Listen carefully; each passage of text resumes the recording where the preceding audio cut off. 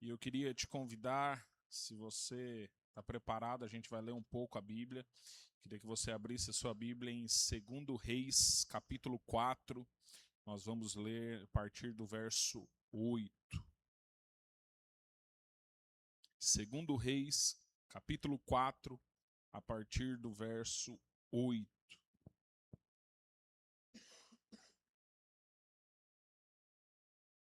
Amém? Quando você chegar aí, você fala um amém aí que eu começo. Fechou? Então, 2 Reis, capítulo 4, verso 8, diz assim: Certo dia, Eliseu foi a Sunem, onde uma mulher rica insistiu que ele fosse tomar uma refeição em sua casa. Depois disso, sempre que passava por ali, ele parava para uma refeição. Em vista disso, essa mulher disse ao marido: Sei que esse homem que sempre vem aqui é um santo homem de Deus. Vamos construir lá em cima um quartinho de tijolos e colocar nele uma cama, uma mesa, uma cadeira e uma lamparina para ele. Assim, sempre que nos visitar, ele poderá ocupá-lo. Um dia, quando Eliseu chegou, subiu ao seu quarto e se deitou. Ele mandou o seu servo Geazi chamar a sunamita. Ele a chamou e quando ela veio, Eliseu mandou Geazi dizer-lhe: Você teve todo esse trabalho por nossa causa. O que podemos fazer por você? Quer que eu interceda por você junto ao rei ou ao comandante do exército? Ela respondeu: Estou bem entre a minha própria gente. Mais tarde, Eliseu perguntou a Geazi: O que podemos fazer por ela? Ele respondeu: Bem, ela não tem filhos e o seu marido é idoso. Então Eliseu mandou chamá-la de novo. Geazi a chamou e ela veio até a porta e lhe disse: E ele disse, por volta dessa época, no ano que vem, você estará com um filho nos braços. Ela contestou: Não, meu senhor, não iludas a tua serva, ó homem de Deus. Mas, como Eliseu lhe dissera, a mulher engravidou e no ano seguinte, por volta daquela mesma época, deu à luz a um filho. O menino cresceu e certo dia foi encontrar-se com o seu pai, que estava com os ceifeiros. De repente, ele começou a chamar o pai, gritando: Ai, minha cabeça! Ai, a minha cabeça! O pai disse a um servo: Leve-o para a mãe dele. O servo pegou e o levou à mãe. O menino ficou no colo dela até o meio-dia e morreu. Ela subiu ao quarto do homem de Deus, deitou o menino na cama, saiu e fechou a porta. Ela chamou o marido e disse: Preciso de um servo e de uma jumenta para ir falar com o homem de Deus. Vou e volto logo. Ele perguntou: Mas por que hoje? Não é lua nova, nem sábado? Ela respondeu: Não se preocupe. Ela mandou selar a jumenta e disse ao servo: Vamos rápido, só pare quando eu mandar. Assim, ela partiu para encontrar-se com o homem de Deus no Monte Carmelo. Quando ele a viu à distância, disse ao seu servo Geazi: Olha, é a sunamita. Corra ao seu encontro e pergunte a ela: Está tudo bem com você? Tudo bem com seu marido, com seu filho? E ela respondeu a Geazi: Está tudo bem. Ao encontrar o homem de Deus no monte, ela se abraçou aos seus pés. Geazi veio para afastá-la, mas o homem de Deus lhe disse: Deixe-a em paz. Ela está muito angustiada, mas o Senhor nada me revelou e escondeu de mim a razão da sua angústia. E disse a mulher: Acaso eu te pedi um filho, meu senhor? Não te disse que não era para dar falsas esperanças? Então Eliseu disse a Geazi: Ponha a capa por dentro do cinto, pegue o meu cajado e corra. Se você encontrar alguém, não cumprimente, e se alguém o cumprimentar, não responda. Quando lá chegar, ponha o meu cajado sobre o rosto do menino.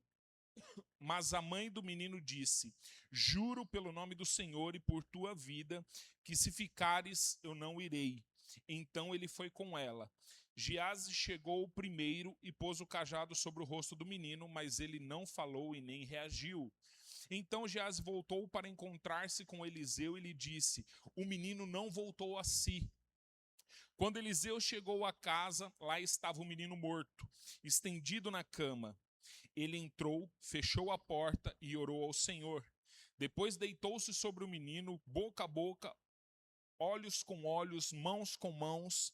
Enquanto se debruçava sobre ele, o corpo do menino ia se aquecendo. Eliseu levantou-se e começou a andar pelo quarto, depois subiu na cama e debruçou mais uma vez sobre ele. O menino espirrou 7 vezes e abriu os olhos. Eliseu chamou Giazi e o mandou chamar a sunamita, e ele obedeceu. Quando ela chegou, Eliseu disse: pegue o seu filho. Ela encontrou, prostou-se aos seus pés, curvando-se até o chão, então pegou o filho e saiu. Amém? Um texto grande, mas eu queria te convidar a continuar comigo, ir até o capítulo 8 desse mesmo livro, 2 Reis, capítulo 8. Agora é curtinho, mas eu queria te convidar a ler comigo a partir do verso 1. E diz o seguinte: Eliseu tinha prevenido a mãe do menino que ele havia ressuscitado. Saia do país com a sua família e vá morar onde puder, pois o Senhor determinou que esta terra terá fome durante 7 anos. A mulher seguiu o conselho do homem de Deus, partiu com a sua família e passou 7 anos na terra dos filisteus. Ao final dos 7 anos, ela voltou a Israel e fez um apelo ao rei para readquirir sua casa e sua propriedade. O rei estava conversando com Giazi, servo do homem de Deus, e disse: conte-me todos os prodígios que Eliseu tem feito. Enquanto Giazi contava ao rei como Eliseu havia ressuscitado o menino, a própria mãe chegou para apresentar sua petição ao rei, a fim de readquirir a sua casa e a sua propriedade. Giazi exclamou: esta é a mulher, ó rei, meu senhor, e este é o filho dela, a quem Eliseu ressuscitou. O rei pediu que ela contasse o ocorrido, e ela confirmou os fatos. Então ele designou um oficial para cuidar do caso dela e lhe ordenou: devolva tudo o que lhe pertencia, inclusive toda a renda das colheitas desde que ela saiu do país até hoje. Amém? Então agora a gente já sabe toda a história da sunamita. Eu sei que é bastante, mas vale a pena. Bom, quem era a mulher sunamita? A Bíblia não fala o nome dela e simplesmente a conheciam como a sunamita porque ela era de Sunem. Você vê que em momento nenhum citou o nome dela. O que a gente consegue perceber de acordo com o que a gente leu? Que ela era uma mulher influente, uma mulher de posse. A Bíblia diz que ela era uma mulher rica. Ela era casada porque ela falou com o marido: vamos fazer um quarto. Inicialmente ela não tinha filhos. Ela era hospitaleira porque ela insistiu para que Eliseu e o seu servo comessem ali, e depois eu acredito que ninguém volta num lugar que não é bem quisto. Se ele voltava todas as vezes é porque ela era muito boa anfitriã, hospitaleira, porque ela fez com que eles se sentissem acolhidos. Então ela era uma boa anfitriã. Ela era sensível espiritualmente, porque ela chegou no seu marido e disse: olha, esse homem que está vindo aqui sempre, ele é um santo homem de Deus. Então ela era sensível espiritualmente, ela era persistente na dor, porque ela não pediu nada. E mesmo assim Eliseu profetizou sobre ela um filho porque ela não o tinha. Embora ela não tivesse pedido, eu acredito que isso era um desejo do seu coração, porque na hora que Eliseu disse para ela que ela ficaria grávida por volta daquele mesmo período, após 1 ano, ela falou assim: não brinca comigo. Não me faz promessas tão importantes assim, porque isso mexe comigo. Em outras palavras, basicamente isso. Então, ela era uma mulher persistente na dor porque Deus enxergou uma necessidade, uma vontade que ela não falava, mas era profunda no seu coração, porque isso mexia com ela, como nós vimos, e em algum momento ela perde aquilo que ela mais quis. Ela já tinha posses, ela tinha dinheiro, ela estava casada, e mesmo assim a gente não vê ela murmurar. Então ela era persistente na dor e cheia de fé, mesmo em silêncio. E mesmo sem um nome registrado, eu estou lendo porque eu coloquei algumas frases aqui que mexeram muito comigo enquanto eu preparava, e eu não quero perder nenhuma delas, eu quero retransmitir isso para vocês. Então, eu coloquei que mesmo sem um nome registrado, ela deixou marcas gigantescas, senão ela não estaria aqui.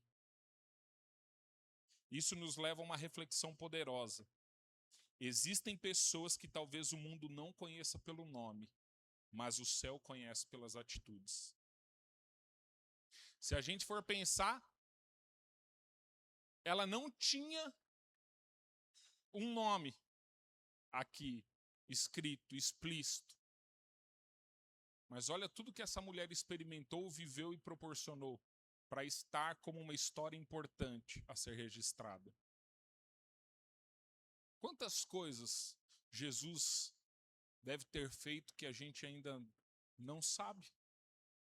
Quantas coisas os discípulos devem ter feito que a gente não sabe? Quantas histórias passaram em todos os anos do ministério de Jesus e que a gente não sabe? Então existem pessoas que, mesmo sem saberem o nome, estão construindo grandes coisas. Eu espero que assim sejamos nós. Embora todo mundo saiba o nome um do outro, as pessoas elas não precisam saber o seu nome, de onde você vem, o que você faz, qual é a sua profissão. Nós podemos marcar elas independente de quem elas reconhecem. Elas precisam reconhecer o Senhor através de nós. E algumas coisas que a gente pode aprender com essa mulher, e eu coloquei algumas aqui, coloquei 6 coisas. A primeira é sensibilidade espiritual. Se a gente for ver em 2 Reis 4:9, ela diz: esse homem que vem aqui constantemente é um santo homem de Deus. Ou seja, ela não o reconhece simplesmente por Eliseu, mas ela reconhece aquilo que ele representa. Ela tinha uma sensibilidade espiritual muito forte, e isso muitas vezes nós temos também, mas nós não levamos muito a sério. Porque quantas vezes você sentiu que não era para você fazer algo e você fez, mesmo assim? Quantas vezes você sentiu que aquela pessoa não era uma boa influência e mesmo assim se aproximou e ficou perto dela e depois quebrou a cara? Ou quantas vezes Deus te pediu para fazer algo e você não fez? Então, ela tinha uma sensibilidade. Enquanto muita gente via apenas um visitante, ela discerniu um propósito. Enquanto muita gente olhava a situação dele só de passagem, ela discerniu a presença. Ela entendeu que era importante não somente acolher, mas também cuidar um pouco melhor. Ela entendeu o propósito naquelas refeições que eram feitas dentro da sua casa. Ele não estava só simplesmente de passagem. Às vezes a gente encara coisas passageiras sem o seu devido valor. Ele ia lá em algumas ocasiões simplesmente fazer uma refeição, mas ela não encarava isso somente como uma passagem. Ela encarava como um propósito. Tanto é que entra o segundo ponto que nós podemos aprender com ela, que a honra gera um ambiente de milagres. No versículo 10, se a gente for ver, ela prepara um quarto para ele. Ela chega ao marido e fala assim: olha, por que a gente não faz um quarto para ele?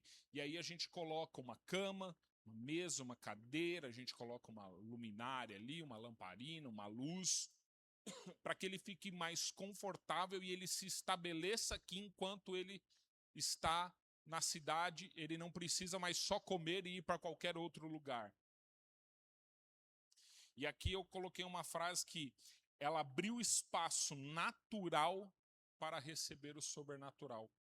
Se for ver, ela só construiu um quarto, mas ela via propósito naquilo que ela está fazendo. E quando nós naturalmente preparamos o caminho, nós vivemos o sobrenatural do Senhor, porque existem coisas que dependem de nós. Quantos de nós não temos preparado a nossa vida natural para receber o sobrenatural de Deus? Ela não pediu nada primeiro, e por isso que a honra gera um ambiente de milagres. Ela não pediu nada para ele, mesmo sabendo e reconhecendo que ele era um homem de Deus, porque se a gente sabe que existe alguém poderoso ao nosso lado, a primeira coisa que a gente sai é pedindo um monte de coisa. Eu brinco, né? A Melissa, ela sempre foi uma menina que nunca pediu nada. Você podia sair com ela no shopping, você podia sair com ela para qualquer lugar, ela nunca pediu nada. Aí vem o Davi e a Alice, aí ela olha para mim e fala assim: tio, eu não tenho uma corrente.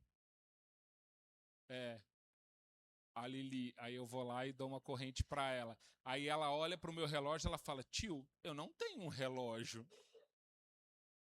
Aí, vamos sair, a gente vai no cinema. Quem paga? O tio. Quem vai fazer? O tio. Ela sabe que eu posso dar e por isso ela pede. Ou pelo menos ela acha que eu posso. Ela não viu as contas como estão. Mas ela acha que eu posso e por isso ela pede. Aquela mulher, ela sabia que ele era um homem de Deus, mas ela não pediu nada. Ela simplesmente o serviu.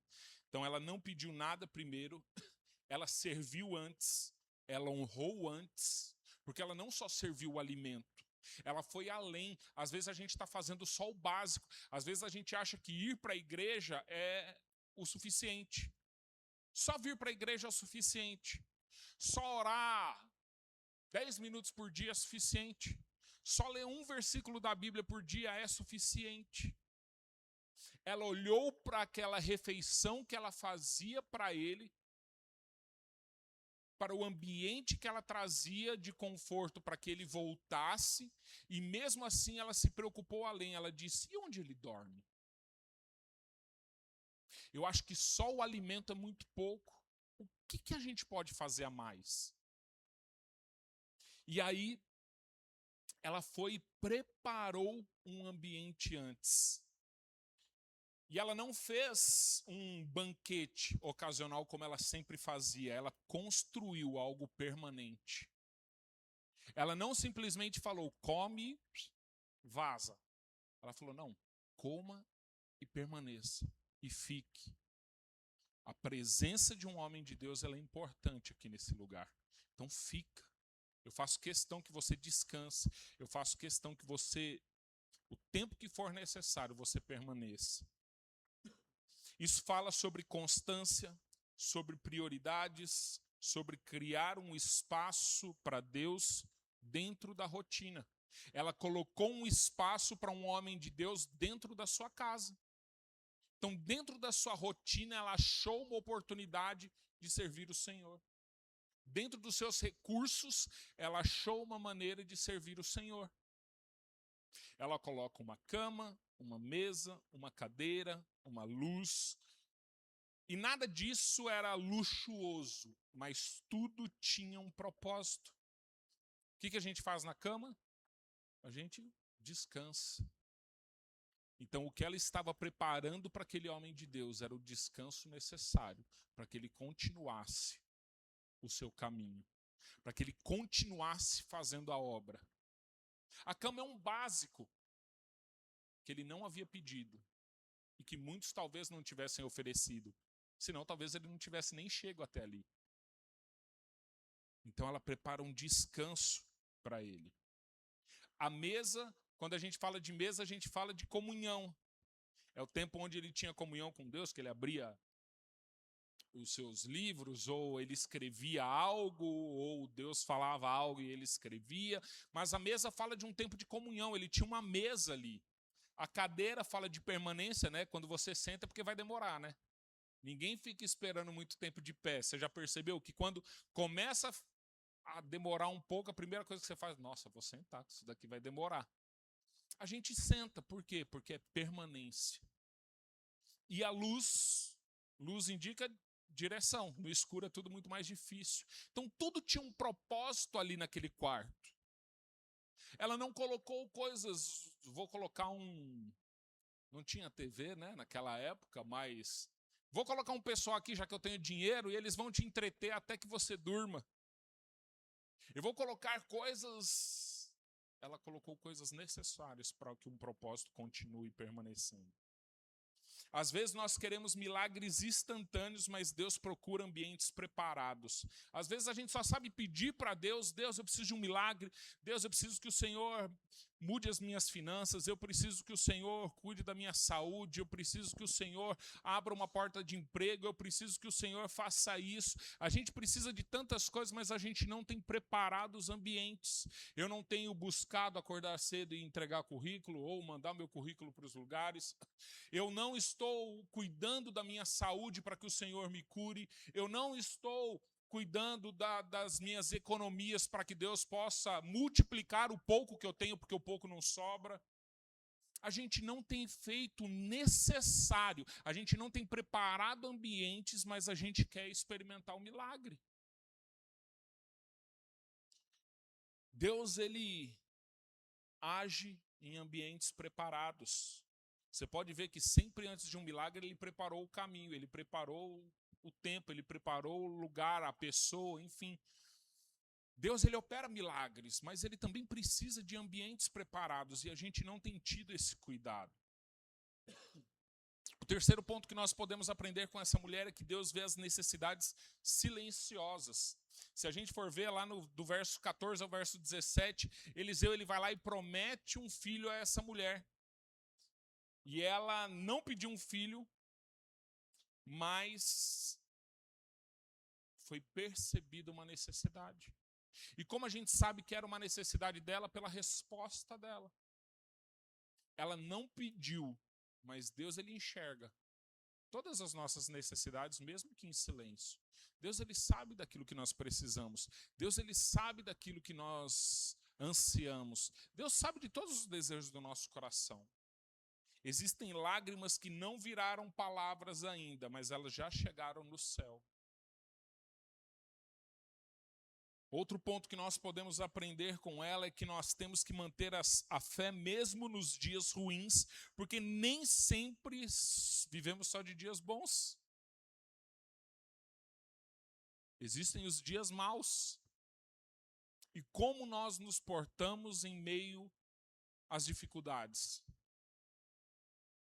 Imagina aquela mulher que teve seu filho, seu primeiro filho, seu único filho, um presente desejado, ela honrou, ela fez tudo que ela podia por aqueles homens de Deus, e ela está vivendo a sua vida alegre, em paz, e de repente chega um dia difícil.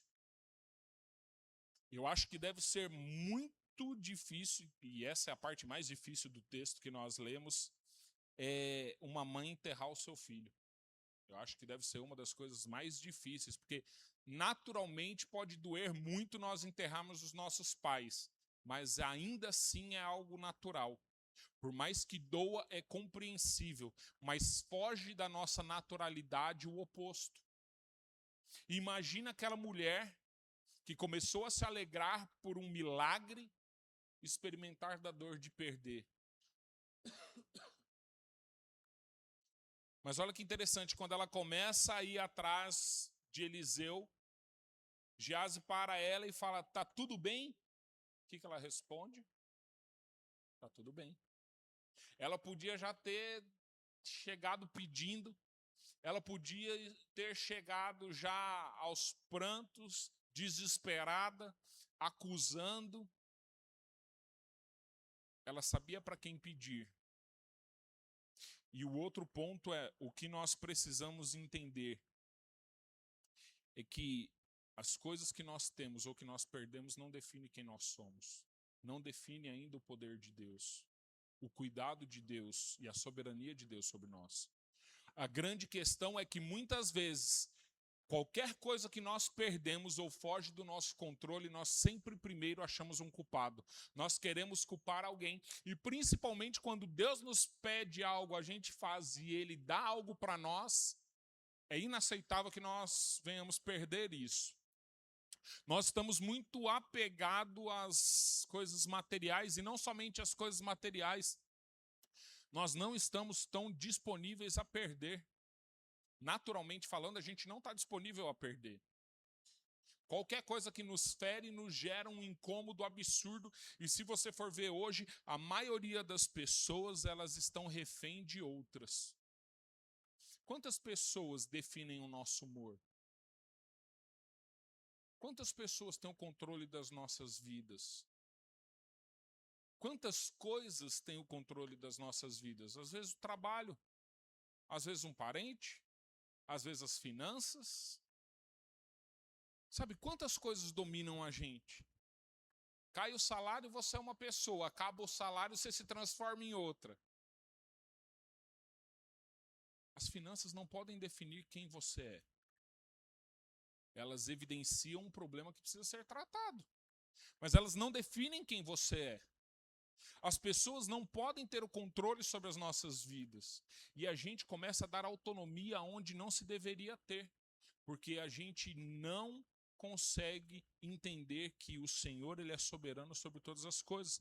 Quando essa mulher diz está tudo bem, ela não está dizendo para ele, ela não está mentindo para ele. Ela não está negando. Ela está confiando de que Deus está cuidando dela, independente das circunstâncias. E ela foi falar com o profeta para dizer, olha, acaso eu pedi? Olha, eu não pedi. E isso aconteceu. E agora?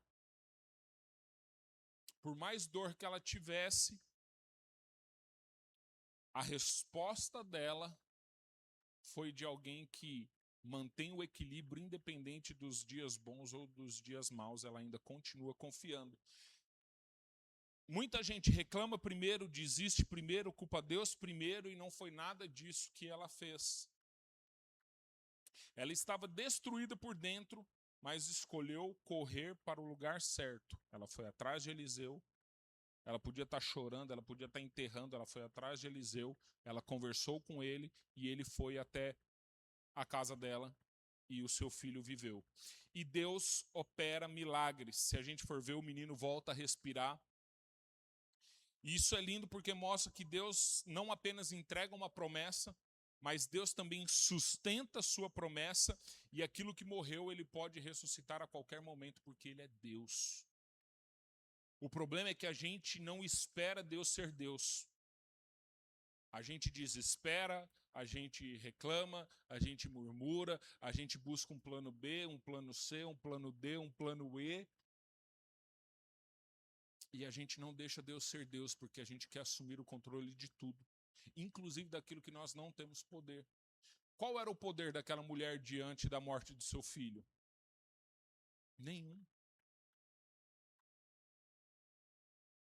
Quem aprende a permanecer em Deus, vê se levantar aquilo que parecia morto. E a última coisa que nós podemos aprender com essa mulher é que Deus, ele honra a obediência. Aquela mulher, e a gente vê isso no capítulo 8, na história que nós lemos, quando Eliseu fala para ela que na terra vai ter fome. Pensa o seguinte: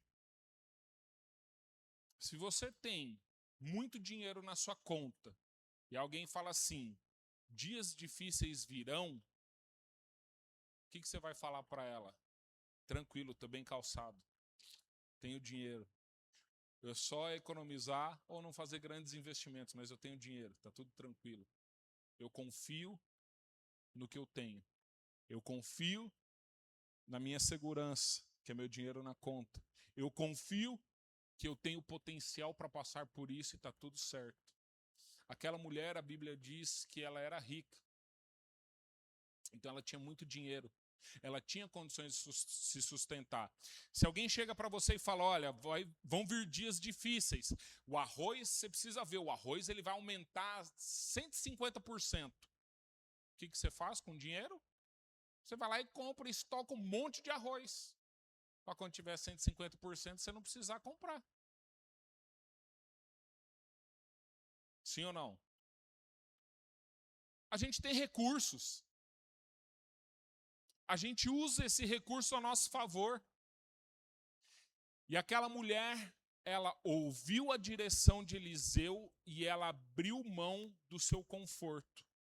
Ela abriu mão do seu poder. Obrigado. Ela abriu mão do seu poder, ela abriu mão do seu conforto. Porque ela não precisava sair de casa, mas por obediência, ela saiu. Ela tinha recursos. Se ela era rica, talvez 7 anos durava. Podia acabar um pouquinho ou diminuir um pouquinho, mas ela tinha recursos para manter ela por um tempo. E mesmo assim, ela decidiu obedecer. Mesmo sabendo que ela naturalmente poderia ter um plano, poderia ter controle sobre a situação. Mesmo sabendo que ela tinha potencial e capacidade, ela decidiu obedecer. Obedecer quando a gente não tem nada é muito fácil. Quando a gente tem tudo é muito mais difícil. Porque o controle está nas nossas mãos. Ou pelo menos é o que a gente pensa. Aquela mulher tinha tudo para falar. Pode deixar que eu tenho tudo sob controle. E mesmo com muitos recursos, ela decidiu obedecer. E quando ela obedece, ela sai. Passam-se esses 7 anos. Imagina se agora Deus chegasse e falasse assim, ó, abandona tudo que você tem e vai para algum lugar que eu vou te mostrar e você vai ficar lá por 10 anos e esquece o seu conforto da sua casa, esquece o conforto dos seus recursos, esquece esses banquetes que você faz na tua casa, que agora você vai comer o básico do básico, você não sabe quem são seus vizinhos e nem como é a casa que você vai ter. Só vai. É uma decisão fácil? Mesmo que a gente seja o mais espiritual possível, não é fácil. A gente não tem muita coisa, mas o pouco que tem a gente é tão apegado. Se Deus fala assim, larga teu carro e volta a andar de ônibus. Porra, mano. É bom demais ter um carro. É muito confortável você não precisar esperar num ponto. Nada contra, eu vivi muitos anos assim. Mas o conforto de um carro é muito diferente. De poder chegar, por exemplo, toda quarta-feira, a gente sai de Itatiba, vem para cá, às vezes volta.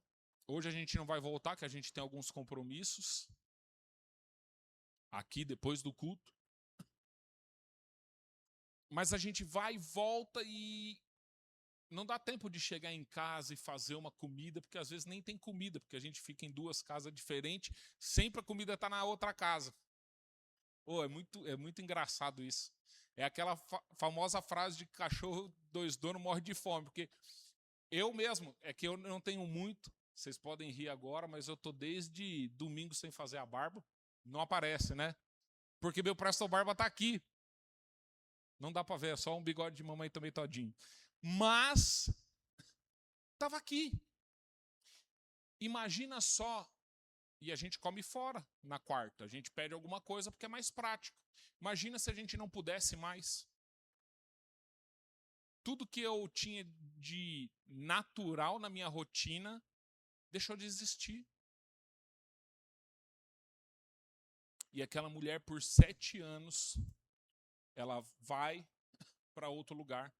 E quando ela volta, ela descobre que a sua casa foi tomada, que existe outra pessoa agora sendo proprietária daquela casa. Ela olha e não tem mais nada, e ela fala assim, eu acho que eu vou chegar no rei e vou pedir minha casa de volta, vamos ver o que ele fala. E no momento que ela chega, o que está acontecendo? Alguém está testemunhando sobre aquilo que aconteceu na vida dela. E aquilo impacta o rei ao ponto dele chegar e falar assim, não, a sua casa ela vai ser sua de volta e tudo aquilo que a gente produziu nesse tempo, por conta da tua casa, vai ser restituído para você. Muito mais do que aquilo que você deixou vai ser restabelecido para você agora. Porque ela obedeceu. desde o começo, ao Espírito Santo soprando para ela que aquele era um homem de Deus, a dar o próximo passo de construir algo para ser mais permanente do que passageiro, por não murmurar diante dos dias difíceis, por preparar ambientes de milagre na sua vida. Foi um milagre que a restituiu. Foi a dor da perda do seu filho que fez com que ela experimentasse um milagre, e esse milagre restituísse depois aquilo que foi perdido por 7 anos. Então, o que nós podemos aprender com essa mulher que ninguém sabe o nome, é que muitas coisas você está construindo no céu sem aparecer. As pessoas não precisam ver tudo que você está construindo, não precisa ver todas as suas orações, não precisa ver todos os seus sacrifícios, o importante é você estar construindo no lugar certo. Deus, ele sabe de todas as coisas, Deus, ele sabe de todas as nossas necessidades, mas o mais importante é quais são os ambientes que nós estamos construindo. O que nós estamos construindo? Aquela mulher usava aquilo que ela tinha naturalmente para construir ambientes espirituais, para criar ambientes de milagres. O que ela tinha era recurso financeiro, e esse recurso financeiro foi o que ela fez, o que ela usou para criar um ambiente que mais para frente ia ser um ambiente de cura, de milagres, de restituição. O seu filho voltou à vida naquele ambiente. Quais são os ambientes que nós temos construído? A gente está muito preocupado com aquilo que é natural ou nós estamos construindo com aquilo que temos naturalmente ambientes favoráveis ao Senhor agir? Será que os nossos relacionamentos com os pais, entre noivos, namorados, maridos e mulheres, será que o nosso ambiente de trabalho, será que o nosso lar, será que o nosso ministério, será que tudo tem cooperado para se tornar um ambiente de milagres? A gente termina o texto vendo a história de uma mulher que a gente nem sabe o nome, mas a gente teve vários pontos que foram usados por Deus para falar conosco nessa noite.